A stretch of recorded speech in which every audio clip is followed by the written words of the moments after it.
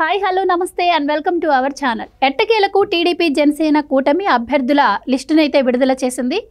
TDP చరిత్రలో చంద్రబాబు వచ్చిన తర్వాత ఎన్నడూ లేని విధంగా ఇంత ముందుగా అభ్యర్థుల జాబితాను రిలీజ్ చేయడం ఇదే ఫస్ట్ టైం. అండ్ 1.3 కోట్ల మంది ప్రజల అలాగే కార్యకర్తల అభిప్రాయాలను తీసుకొని మరి వడపోత పోసి మరి ఈ లిస్టును రెడీ చేశాము అని చంద్రబాబు చెప్పడం జరిగింది. మరి ఈ లిస్టుపై ప్రజల అభిప్రాయం ఏంటి అని మనతో పాటు పంచుకోవడానికి ఒక సామాన్యుడు మన స్టూడియోలో ఉన్నారు. ఆయనతో మాట్లాడదాం. నమస్కారం అండి. నమస్తే అండి. సో ఎట్టకేలకు ఈరోజు లిస్ట్ అయితే రిలీజ్ చేశారు. అండ్ ఇది మొదటి జాబితానే అంటున్నారు. రెండో జాబితా బీజేపీతో పొత్తు తర్వాత అని చెప్తున్నారు. సో ఎలా చూడొచ్చు అంటారు? ప్రజలు ఏమనుకుంటున్నారు దీని గురించి? ఒకటి, తెలుగుదేశం పార్టీ ఎమ్మెల్యే టికెట్లు లేటుగా అనౌన్స్ చేస్తుందని ఎప్పటి నుంచో ఉన్న నానుడి. ఎందుకంటే గతంలో చంద్రబాబు నాయుడు గారు పార్టీ అధ్యక్షుడైన నాటి నుండి ఎప్పుడైనా కానీ ఎమ్మెల్యే టికెట్లు అనేది లాస్ట్ రోజు వరకు, ఈరోజు నామినేషన్ అంటే లాస్ట్ డే నామినేషన్ అంటే ఆ రోజు కూడా నేమ్స్ ఇచ్చి బీఫామ్ పంపించిన రోజులు కూడా ఉన్నాయి తెలుగుదేశం పార్టీ చరిత్రలో. ఈ విధంగా చూసి ఈసారి కూడా అదే విధంగా ఏమన్నా చేస్తాడేమో అని చెప్పి చాలామంది అనుకున్నారు. చంద్రబాబు నాయుడు గారు ముందు చాలా సందర్భాల్లో చెప్పాడు, నేను ఎమ్మెల్యే టికెట్లు ముందుగా చేస్తానని.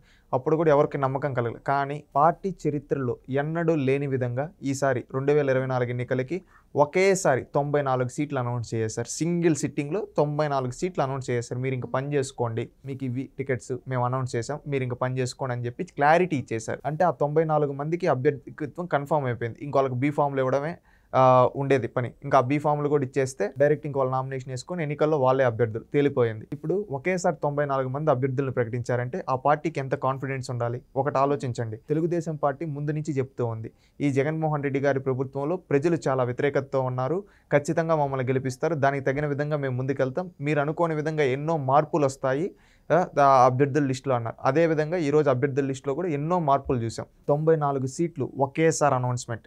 ఇది ఇటు వైఎస్ఆర్సీపీని డైలమాలో పడేసింది. ఎందుకంటే ఇప్పుడు వరకు వైఎస్ఆర్సీపీ ఏం చేస్తోంది? సమన్వయకర్తలను మాత్రమే ప్రకటిస్తూ ఉంది. సమన్వయకర్తలు ఇన్ఛార్జీలను మాత్రమే చెప్తోంది. వీళ్ళే ఎమ్మెల్యే క్యాండిడేట్ అని ఎక్కడా చెప్పలేదు. మీరు చూస్తే ఈసారి ఈ సమన్వయకర్తను పెట్టాం, ఇక్కడ ఈ సమన్వయకర్తను పెట్టాం, కొన్నిసార్లు ఏం చేస్తారు, ఆ ఇన్ఛార్జీలను మారుస్తూ ఈ విధంగా కన్ఫ్యూజన్లో ఉంది వైఎస్ఆర్సీపీ. ఇంకొకటి, వైఎస్ఆర్సీపీకి చాలా నియోజకవర్గాలు ఎమ్మెల్యే అభ్యర్థులు లేరు అని చెప్పి అది కూడా నానుడు ఉంది. ఎందుకంటే ఈ విధంగా వాళ్ళకి ఎమ్మెల్యే క్యాండిడేట్స్ లేరు, వాళ్ళు కంటెస్ట్ చేయలేరు, ఈ విధంగానే ఉంది. ఇక్కడ తెలుగుదేశం పార్టీ ఏం చేసింది, ఒకే అటెంప్ట్లో 94 అనౌన్స్ చేసింది వీళ్ళ అభ్యర్థులని. మనకు ఆంధ్రప్రదేశ్ శాసనసభలో మెజారిటీ వచ్చి 81, 85 ఈ మధ్యలో. అంటే ఇక్కడ మీరు అర్థం చేసుకోండి, మెజారిటీ కన్నా ఎక్కువ సీట్లు ఒకేసారి తెలుగుదేశం పార్టీ. ఈ సీట్లు ఇప్పుడు అనౌన్స్ చేసిన సీట్లు అన్ని తెలుగుదేశం పార్టీ గెలిచినా గవర్నమెంట్ ఫామ్ చేసినట్టే. ఈ విధంగా కాన్ఫిడెంట్ ఉంది. ఇంకా మిగతావి కూడా ఏమంటే ఆల్మోస్ట్ ఫిక్స్ అయిపోయాయి. కానీ కొన్ని చర్చలు జరిపి అక్కడ ఇంకా బలాలు చూసుకొని దాన్ని బట్టి అనౌన్స్ చేయాలనే ఉద్దేశంతో ఈ విధంగా ఉన్నాయి. అది ఏ విధంగా చేస్తారనేది ఇంకొద్ది రోజుల్లో తెలిపోతుంది. ఇంక ఎలక్షన్ కోడ్ కూడా ఇంకా రాలేదు కాబట్టి, ఇంకా దానికి సమయం ఉంది కాబట్టి వైఎస్ఆర్సీపీ కంటే తెలుగుదేశం పార్టీ ఎక్కువ సీట్లు ఒకేసారి అనౌన్స్ చేసింది. ఇక్కడ ఈరోజు టీడీపీ జేఎస్పీ విన్నింగ్ అనే ఒక హ్యాష్ ట్యాగ్ కూడా నేషనల్ లెవెల్లో ట్రెండ్ అవ్వడం జరిగింది. దీన్ని బట్టి చూస్తూ ఉంటే తెలుగుదేశం పార్టీ జనసేన కూటమి విజయం ముందుగానే కన్ఫామ్ అయినట్టు కనిపిస్తుంది. ఈరోజు ఎక్కడికక్కడ క్యాండిడేట్లు కూడా సెలబ్రేషన్ చేసుకుంటూ ఉన్నారు. శ్రీకాకుళం ఇచ్చాపురం నుంచి కుప్పం వరకు అభ్యర్థుల్ని ప్రకటించేశారు చంద్రబాబు నాయుడు గారు. అంటే ఆయన అభ్యర్థిత్వాన్ని ప్రకటించుకున్నప్పుడు ఆయనే నవ్వుతూ కుప్పం చంద్రబాబు అంటే ఆయనే ప్రకటించుకున్నప్పుడు ఆ నవ్వు, అంటే ఆ మొహంలో ఆనందం చూస్తూ ఉంటే ఖచ్చితంగా విజయం మన గెలుపు మంది. అక్కడ తెలుగుదేశం జనసేన రెండు పార్టీలు కలిసి పనిచేయాలి. ఇక్కడ జనసేనకి కొన్ని సీట్లు ఇచ్చాము, అక్కడ కూడా తెలుగుదేశం వాళ్ళు కలిసి జనసేనతో పనిచేయాలి. ఇది రాష్ట్ర ప్రయోజనాల కోసం, ఇద్దరు వ్యక్తుల కోసమో, ఈ రెండు పార్టీల కోసమో కాదని చెప్పడం జరిగింది. ఇంకో మాట కూడా అన్నారు, అంటే ఎప్పుడైనా కూడా మనం సర్వేలు అనేవి చేసుకుంటాం, కానీ అభ్యర్థులను ఖరారు చేయడానికి కూడా సర్వే ఫస్ట్ టైం వింటున్నట్టుంది. అంటే ప్రజల నుంచి అలాగే కార్యకర్తల నుంచి కూడా అభిప్రాయాలు తీసుకొని మేము అభ్యర్థులను చేశామంటున్నారు. ఇంకో పక్క చూస్తే ఎక్కడైనా కూడా అంగబలం ఉన్న వాళ్ళని అభ్యర్థులుగా ప్రకటించడం మనకు తెలుసు. ఆల్మోస్ట్ ఆ పార్టీల్లో అన్ని జరిగేది అదే. కానీ ఇంతమందిని సర్వే చేసి మరి అభ్యర్థులను ప్రకటించడాన్ని కూడా మనం ఎలా చూడొచ్చు అంటారు? ఒకటి, ఇక్కడ సర్వే అనేది ఒక నాయకుడు, ఒక మంచి నాయకుడిని ఎన్నుకోవాలనుకున్నప్పుడు ప్రజలు మనసులో ఏముందో తెలుసుకోవాలి. ఇప్పుడు అందరూ ఎమ్మెల్యేలకు గెలిస్తేనే ఆ పార్టీ అధినాయకుడు ముఖ్యమంత్రి అవుతాడు. ఇప్పుడు తెలుగుదేశం ముందున్న సవాల్ ఏంటంటే ప్రజలు ఏం కోరుకుంటున్నారు, ఎలాంటి అభ్యర్థిని కోరుకుంటున్నారు, ఆ అభ్యర్థిని మనం ఎలా చేయాలి. ఒక్కొక్క నియోజకవర్గంలో నాకే తెలిసి 10 సార్లు సర్వే చేసే నియోజకవర్గాలు కూడా ఉన్నాయి. 10 times సర్వేలు చేసి వడపోత పట్టి ఇచ్చారు క్యాండిడేట్ని. ఎందుకంటే గెలుపు గుర్రాలు వీళ్ళే ఫిక్స్, వీళ్ళైతేనే గెలుస్తారు అంటేనే టికెట్ అనౌన్స్ చేయడం.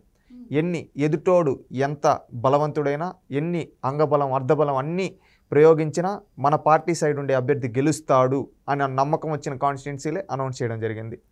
ఇప్పుడు మీరు చూస్తే 2 కాన్స్టిట్యున్సీలు కడప జిల్లాలో ఒక చిన్న ఎగ్జాంపుల్ చెప్తా. కడప జిల్లాలో మీరు చూస్తే పులివెందుల మారెడ్డి రవీంద్రనాథ్ రెడ్డి అనౌన్స్ చేశారు. అటు పక్కన జమ్మలమడుగు, ఇటు పక్కన కమలాపురం అనౌన్స్ చేయాల. ఎందుకు హోల్లో పెట్టారనుకుంటున్నారు? ఒక చిన్న సిచ్యువేషన్ చెప్పమంటారా? పులివెందులో జగన్మోహన్ రెడ్డి అభ్యర్థిగా పోటీ చేస్తాడనే ఉద్దేశంతో అక్కడ ఎవరికి ఇచ్చారు? మారెడ్డి రవీంద్రనాథ్ రెడ్డికి ఇచ్చారు. ఇంకొకటి కూడా ఉంది, జగన్మోహన్ రెడ్డి కమలాపురం కానీ జమ్మలమడుగులో కానీ కంటెస్ట్ చేస్తాడని. అక్కడ ఇంకా జగన్మోహన్ రెడ్డి గారు కూడా తను ఎక్కడి నుంచి పోటీ చేస్తాడని ఇంకా అభ్యర్థిత్వం కన్ఫర్మ్ చేసుకోవాలి. అందుకని ఆ 2 హోల్లో పెట్టారు. అక్కడ జగన్మోహన్ రెడ్డి పోటీ చేస్తా అంటే అక్కడ ఏ అభ్యర్థి అయితే కరెక్ట్, జగన్మోహన్ రెడ్డిని ఓడించాలంటే ఎవరైతే కరెక్ట్ అనే ఉద్దేశంతో సర్వే చేసి మళ్ళీ ఇస్తారు, అనౌన్స్ చేస్తారు. ఆ విధంగా చేస్తున్నారు. ఈరోజు పులివెందుల్లో బీటెక్ రవిని ఎందుకు అనౌన్స్ చేశారు? పులివెందుల్లో బీటెక్ రవి జగన్మోహన్ రెడ్డిని ఓడిస్తాడనే నమ్మకం ఉంది కాబట్టి.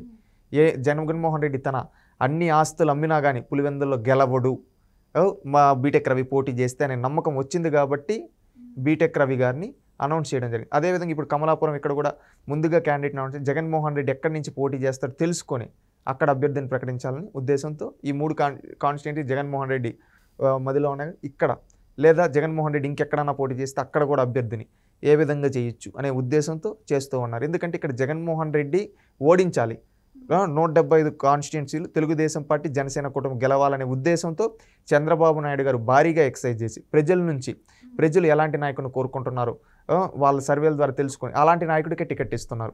ఈ రోజు చూస్తే అనేక మార్పులు ఏంటంటే పార్టీ చరిత్రలో ఎన్నడూ లేని విధంగా కొత్త వాళ్ళకి అవకాశాలు కల్పించడం కావచ్చు. అది నిజంగా ఒక పార్టీ ఒక ప్రయోగం చేసింది తెలుగుదేశం పార్టీ. ఈ ప్రయోగం గ్రాండ్ సక్సెస్ అవ్వబోతుంది. తెలుగుదేశం పార్టీ సింగిల్ అటెంప్ట్లో 94 సీట్లు అనౌన్స్ చేసింది కదా ఈరోజు. ఈ 94 సీట్లు 100% తెలుగుదేశం పార్టీ గెలవబోతుంది. అదేవిధంగా రేపు అనౌన్స్ చేసే సీట్లలో కూడా బాబు గారు మదిలో ఏముందంటే అక్కడ ఎలాంటి వాడు నిలబడినా ఓడించే సత్తా ఉండే వాళ్ళకే మనం టికెట్ ఇవ్వాలనే ఉద్దేశంతో చేస్తూ ఉన్నారు. ఆ సర్వేలన్నీ కూడా చేసిన తర్వాత తప్పకుండా ఆ సీట్లు కూడా అనౌన్స్ చేస్తారు. తప్పకుండా తెలుగుదేశం పార్టీ ఈరోజు సింగిల్ అటెంప్ట్లో 94 సీట్లు అనౌన్స్ చేసిందంటే వీళ్ళు గెలుపు పైన వీళ్ళకుండే ధీమా.